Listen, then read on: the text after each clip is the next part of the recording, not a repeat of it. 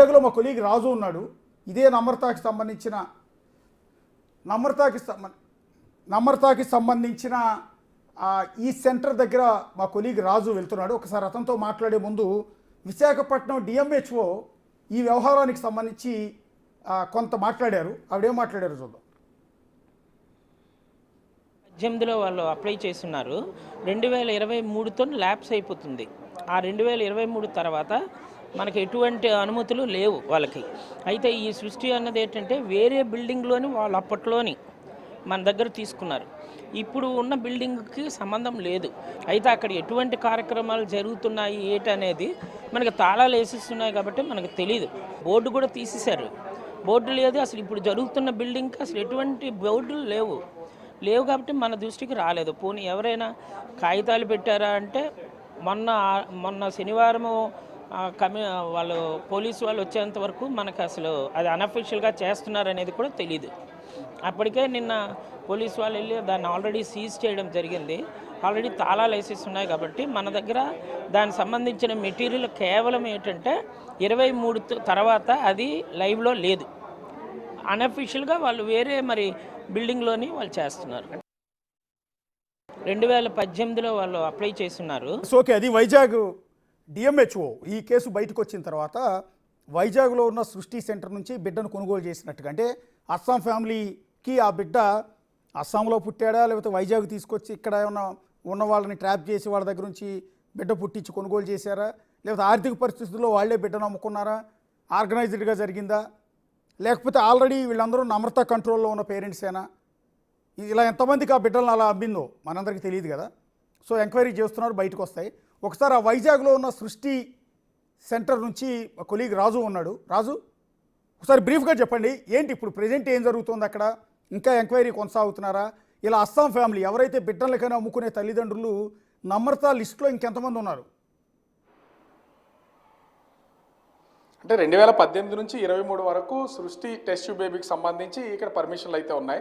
2023 నుంచి ఏ విధమైనటువంటి పర్మిషన్స్ లేవు. కానీ ఇప్పుడు నేనున్నటువంటి బిల్డింగ్ని ఒకసారి చూడొచ్చు.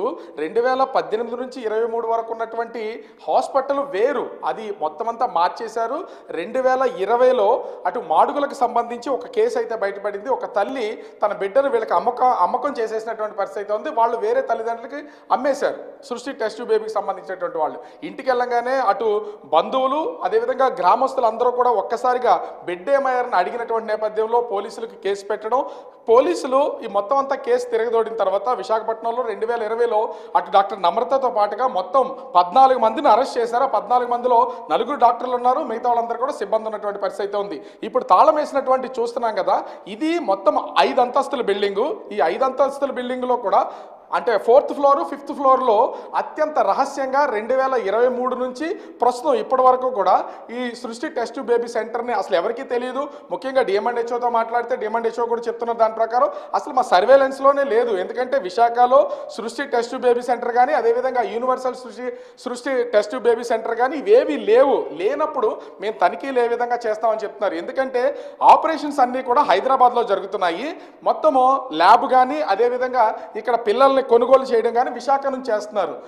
అంటే టెస్టులన్నీ హైదరాబాద్లో జరుగుతుంటే పిల్లల కొనుగోళ్లు విశాఖ కేంద్రంగా జరుగుతున్నారు. ముఖ్యంగా చూస్తే డాక్టర్ నమ్రత 2018 నుంచి 23 వరకు అంటే ఆమె పర్మిషన్ ఉన్నా కూడా 20లో అరెస్ట్ అయ్యే సమయానికి విశాఖ, విజయనగరం, శ్రీకాకుళం, ఒరిస్సాలోని కొన్ని ప్రాంతాల్లో ఆశా వర్కర్లందరినీ కూడా మొబిలైజ్ చేసి ఫ్రీ మెడికల్ క్యాంప్స్ పెట్టి పిల్లలు లేనటువంటి వాళ్ళని అదేవిధంగా పిల్లలు పుట్టి పెంచలేనటువంటి వాళ్ళని మొబిలైజ్ చేసి ఈ అమ్మకాలు కొనుగోళ్ళు అయితే చేసినటువంటి ఉదంతం అయితే ఉంది. దీనికోసమే 2020లో డాక్టర్ నమ్రతను అరెస్ట్ చేసినటువంటిది అయితే ఉంది. ఇప్పటికీ ఈ ప్రస్తుతం ఉన్నటువంటి ఈ సెంటర్కి సంబంధించి 2 ఫ్లోర్లలో ఉన్నటువంటి గేట్స్కి అయితే తాళాలు వేశారు. ఆ తాళాలు వేసింది కూడా విశాఖపట్నం పోలీసులో లేదా అటు వైద్య శాఖకు సంబంధించినటువంటి అధికారులు కాదు, హైదరాబాద్ నుంచి వచ్చినటువంటి గోపాలపురం పోలీసులు వీటికి రెండింటికి తాళాలు వేసి ఆ కీసును వాళ్ళు తీసుకుని వెళ్ళినటువంటి పరిస్థితి అయితే ఉంది. విశాఖ పోలీసులు దీని మీద ఇప్పటివరకు ఏ విధమైనటువంటి కేసు నమోదు చేయలేదు.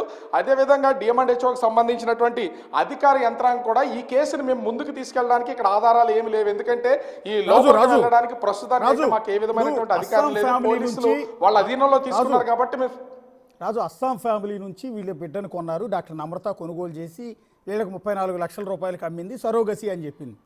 నేను అంటున్నది ఏంటంటే ఒక్క అస్సాం ఫ్యామిలీ మాత్రమే నమ్రత లిస్టులో ఉన్నారా? ఇంకా అలా చాలామంది అంటే డబ్బుల కోసం పిల్లల్ని నమ్ముకునే, ఆర్థిక పరిస్థితి బాగోలేని ఇలా ఎంతమందిని ట్రాప్ చేసి వాళ్ళ ద్వారా బిడ్డల్ని కానీ ఈ విధంగా సరోగసి అనో ఇంకోటనో నమ్రత వ్యాపారం చేస్తోంది.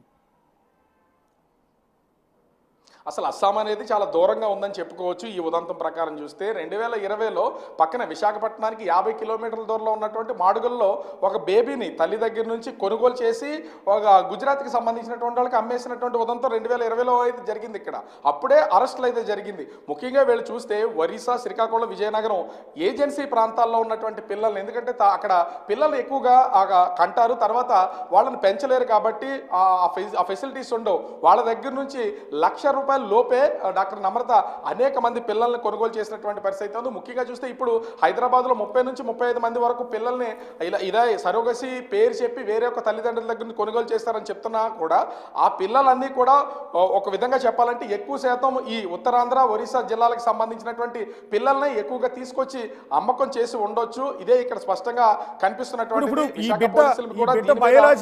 ఎంక్వైరీ అయితే స్టార్ట్ చేసి రాజు, ఈ బిడ్డ ఒరిజినల్ బయోలాజికల్ పేరెంట్స్ ఎవరైతే ఉన్నారో వాళ్ళని ఆ వైజాగ్ పోలీసులు ఏమన్నా తీసుకొచ్చారా, లేకపోతే హైదరాబాద్ పోలీసులు ఏమన్నా అదుపులోకి తీసుకున్నారా? ఉందా సమాచారం?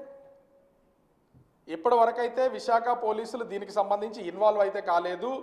అటు గోపాలపురం పోలీస్ స్టేషన్ నుంచి వచ్చినటువంటి పోలీసులకి మాకు కొంత సహాయకారులు కావాలని చెప్పినట్టే విశాఖ పోలీసులు అయితే వాళ్ళు ప్లేస్ చూపించి ఇక్కడికి రావడం, దీనికి తాళాలేసి వెళ్ళడం. ఇక్కడ ఉన్నటువంటి కళ్యాణి, చిటికిరెడ్డి కళ్యాణి అనే గతంలో 2020లో కూడా ఆమె అరెస్ట్ అయింది. అప్పుడు నర్సుగా పనిచేసింది. ఇప్పుడు ఈ సెంటర్ మొత్తానికి మేనేజర్గా ఉంది. ఈ ఉత్తరాంధ్ర జిల్లాలతో పాటుగా చుట్టుపక్కల ఉన్నటువంటి జిల్లాలు కూడా ఆమె మేనేజ్ చేస్తుంది. ఆమెను అరెస్ట్ చేసి తీసుకెళ్లారు విశాఖ పోలీసులు.